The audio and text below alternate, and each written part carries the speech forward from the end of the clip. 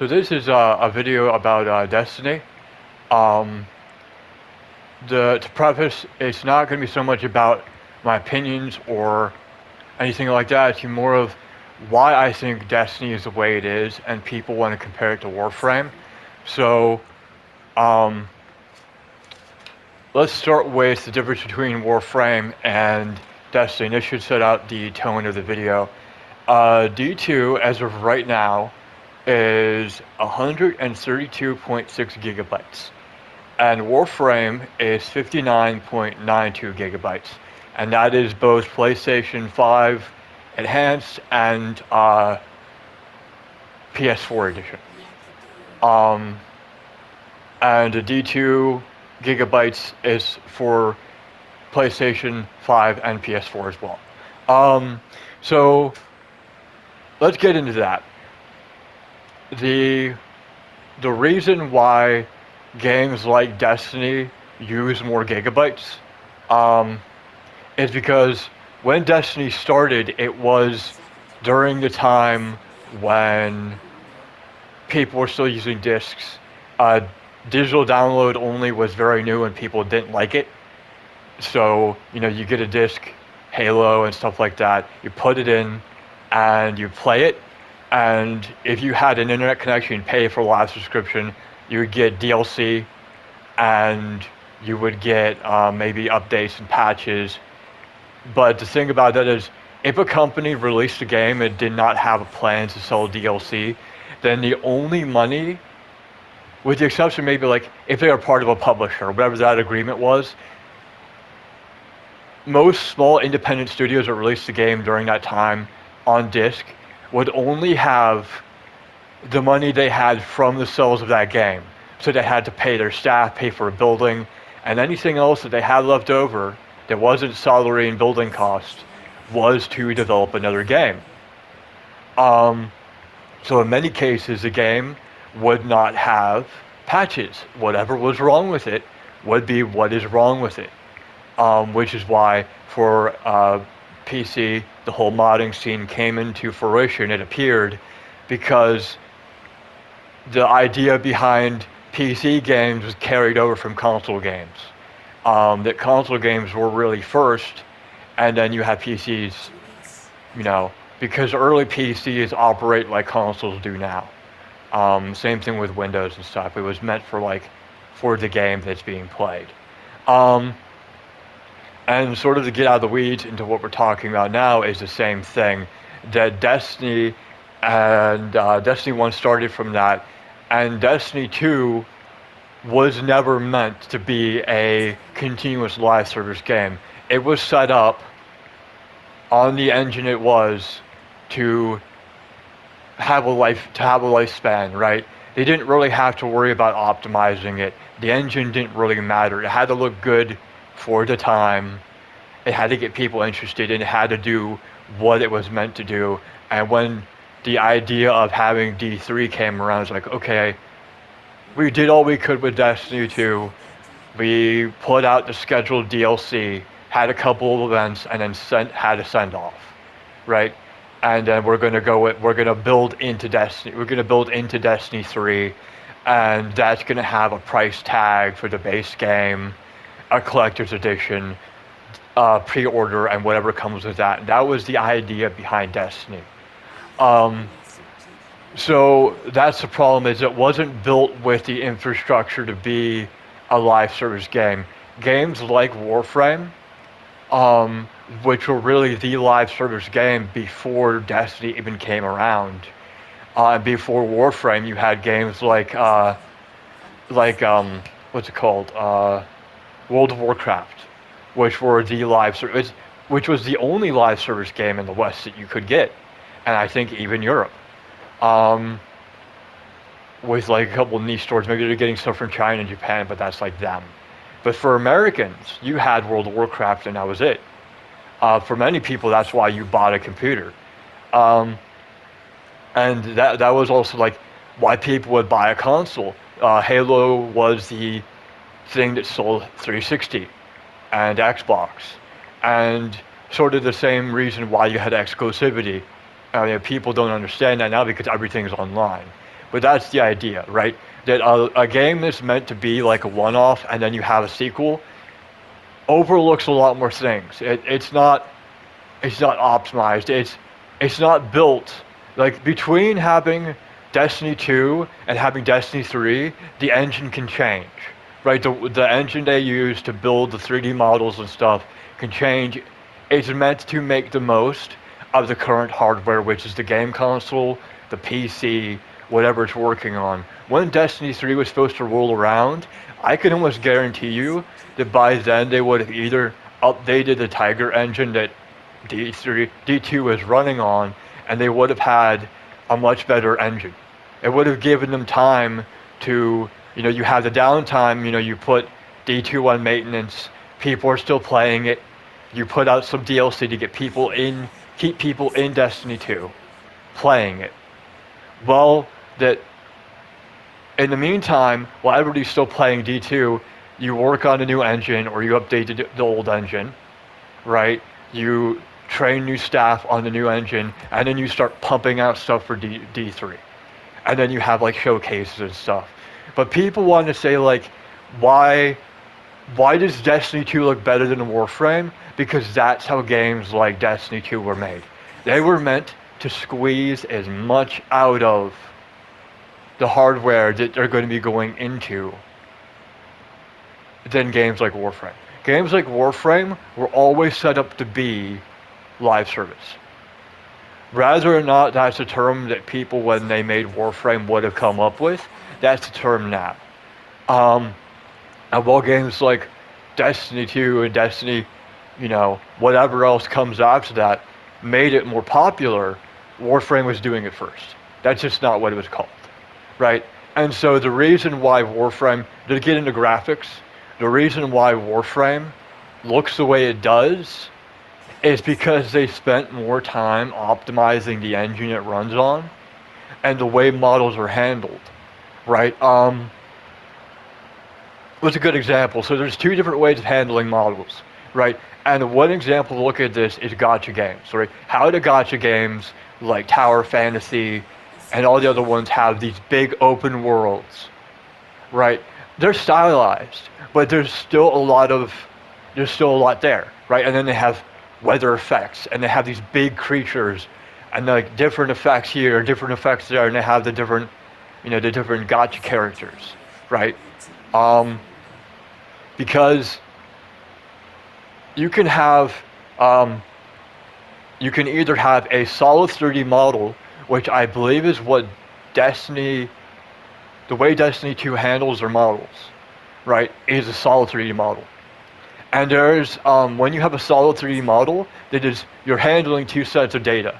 It's not just the gigabytes that are used from the model, it's how it's rendered, and it's everything built on top of it. It's the physics, right? It's the shaders, it's everything else. It's not just the model you're dealing with. Whereas gacha games, a lot of them operate their models like paper mache, right? Where it's a hollow body model. There's not a solid core, so there's not all that extra data that you don't see being put into the file size of the game. That it's if my character I'm using now on screen was a gacha character, that it would be like paper mache, it'd be hollow on the inside, and then you would have less customization. But it would look very detailed, and there would be a lot more hand painting of the models as well. And underneath all of that, it'd be like folded paper. That's why gacha games look like they're. If you look at the fabric, it looks like flowing paper or fabric. Whereas games like Destiny, games like COD, they use solid body models, which is where they have the it's sculpted, right? You have the just look at like Blender videos, sculpting characters, ZBrush. Those are all 3D modeling programs, and you can see a difference and how rendering is handled. So that's also a big deal, right? The reason why Destiny 2 looks better than Warframe is because The thing that sells a console game is the looks, right? It has to look as good as damn possible, as good as possible, right? To not only like sell trailers and stuff, sell merchandise, but to get people in the game, because not only do these developers have to do with aging consoles, but this game has to hold you over until the third installment, right? Plus DLC, right? And also that's another thing. When you see games, um, when you see games like let's say Halo, right? There started to be a change in how, like, from DLC to DLC, if those had any expansions or any expansion of any game, right? From the first DLC of any game to the third or fourth, the details look better, the story gets better. It's supposed to get better because the devs are supposed to learn, like, how to fit detail in such a constraint. Like, how do we render out the models? How do we make it look as good as possible? Like, all these particle effects in the background, how do you render that? How do you load things in, right? You can look at some games where you go into a loading screen and the music cuts out, right? That's because the loading screen, loading into another level, is taking all the processing power, right? Um, and there's different ways to render and process things. You can have like everything processed in line where there's a queue, or you can have the processing split from like however you want like the game engine to handle it, or however Tiger Engine's set up. That if you have linear, where like you have two loading processes happening separately, then the load is separated, right? It may take a little bit longer, but it shouldn't matter because you're loading more of the game in. Or you can have an audio file playing in the background or something, right? Or you can just walk around, right? You can walk around while you're loading into the next zone. And that's really what you're seeing. You saw that with older parts of D2 where you'd have loading zones. And that's what PS4 players had to deal with, right? Games like Final Fantasy as well, they have the zones split up for consoles. And people can blame, people can blame consoles, but really, if we did not have consoles, then devs would not be pushed to optimize things as much as they are. So you would not have them learning how to optimize things for console, and you would not have them at the same time pushed to make things look as good as possible to compete with others. If you just had people making games for PC, they would not be as optimized. I'm sure some of them would, but that would not be the standard to optimize them. So you probably had to change out your PC parts a lot more. So before PC players rag on console players, they should thank them for the fact they don't have to change out their PC parts as much, because game companies are actually having to optimize things in general. But how far are we in the video? 13 minutes. So that's why you really can't make from the hardware level, you can't make a comparison between Destiny and Warframe. I'm not justifying Destiny. I would say that they handled things very poorly. They mishandled the funds. They mishandled the player trust, and Pete Parsons should be made to sell his cars and get dedicated servers instead. But that's another thing. Warframe, when you make a game like Warframe, you are not making a game. You're not just making a game, you're making infrastructure. You are employing a lot more people than making a game that's meant to be there and then be replaced. The amount of data, the gigabyte difference, right, 132 that Destiny 2 gets away with is because Destiny 2 was always meant to be deleted at some point, right? When you are going to get Destiny 3, you're just going to put it in when there was still disk trays, or download it off a store, and that was it. And it's like, okay, I'm not playing Destiny 2 anymore. And then eventually whatever live service was connected to that game originally was meant to shut down, right? When the last player leaves, then it shuts down, right? That's why people don't like cosmetics, because we are used to games being that way. You know, not cosmetic at all. No cosmetics, DLC, that's it. Um, and then you delete it. So the 132 didn't matter. At the time, it didn't matter. Whatever jank was in the Tiger engine didn't matter. What mattered was how it looked and how it handled. That Destiny 2 was always meant to be one of the few games you played on your console, and aside from the few DLCs it was supposed to get when it was still, you pay for it, you pay like $60-$70, and that's it, and then DLC you pay for afterwards, then the file size didn't really matter as much. Where games like Warframe have to be as small as possible, they have to optimize the hell out of it because it's meant to carry on. So we have to handle a lot more world data. We don't want to have to sunset. Everything in Warframe is there. All the story is there. There is story. But on the flip side of that, they had to get servers set up. They had to get the streaming set up, dedicated servers, dedicated everything. Destiny 2 didn't need dedicated servers because most of the people would be playing it for PvE environments. And then, you had LAN capability, so hook up a bunch of PS3s or PS4s or Xbox 360s, and that was it. And then like a small amount of people, playing over the internet. People were still playing in each other's houses, right? So there wasn't really the need for dedicated servers. Warframe needed dedicated servers. And everything in that game is free, so they can get away with charging a lot for skin bundles and stuff because that is what's keeping people in the game and people interested in playing. And there's a lot. So what I'm saying is that if Warframe was built in the same mindset, I'm going to end on this. If Warframe was built on the same mindset that Destiny 2 was, it would have a bigger file size, right? And at some point, the plan would be to obsolete that game and to go on to Warframe 2, whatever they wanted to call it, right? And then that would be deleted, and they could squeeze maybe a little bit more out of the disk space on a console. And like, okay, people don't mind filling the hard drive up with a little bit more for DLC. It's going to be good. It's going to be, I promise you, it'll be worth the disk space, it'll be worth the money, it'll be worth the time.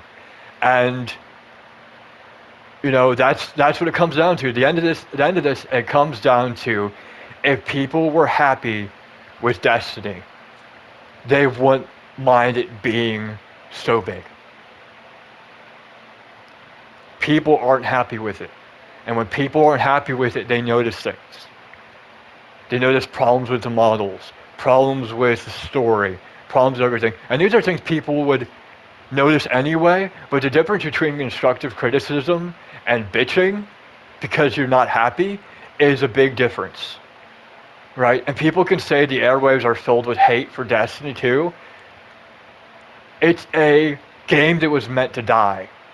It was a game that was meant to die, and it hasn't. So, I know I said the last thing, but this is the actual end. People want to know, will Destiny 2 die? Hell no. The amount of money that Sony spent acquiring that Fire Festival of a studio, that Anthem and Marathon of a studio, they want their money back. And honestly, they should have folded Bungie in sooner, but they didn't. But will Destiny 2 go anywhere? No. If anything, it'll be better, because they have to make it better. Sony has to make it better. People already don't like them. They're getting in a lot of trouble for other stuff that, just look it up. That's not the point of this video. The point is, Sony wants their money back, right?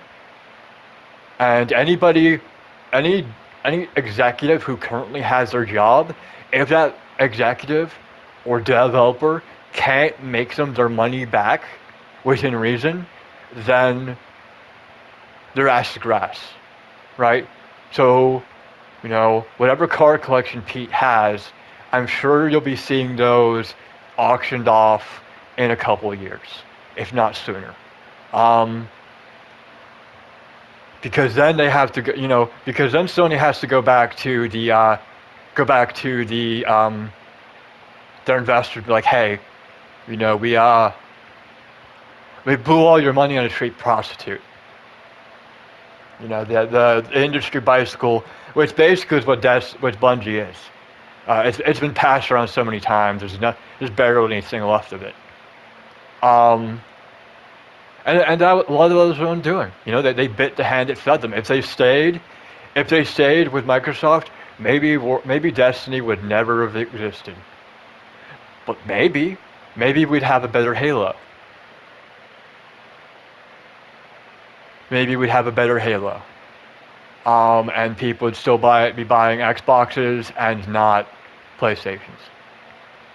The timeline would be completely different. I'm just going to say that. The timeline would be completely different. And that's just how things are. So, the Asians have done historically well on games before. Look at Final Fantasy. Sure, they've had their ups and downs, but people bring that up for a reason. That game was dead, and they remade it from the ground up. Right? Imagine what they could do if they wanted to with Destiny 2. And people want to mourn the death of Bungie. Bungie died the moment it left 343. That was the death of Bungie. They died. And the only other time they were making good content was when they were a solo studio and they had to make good content. Instead of polishing the knobs of people in Sony and Activision and Micropene, they had to actually service their customers, and so it's nothing about being a live service because they'd have to service us live then. We'd still have better content. And maybe Destiny players would have dedicated servers. So,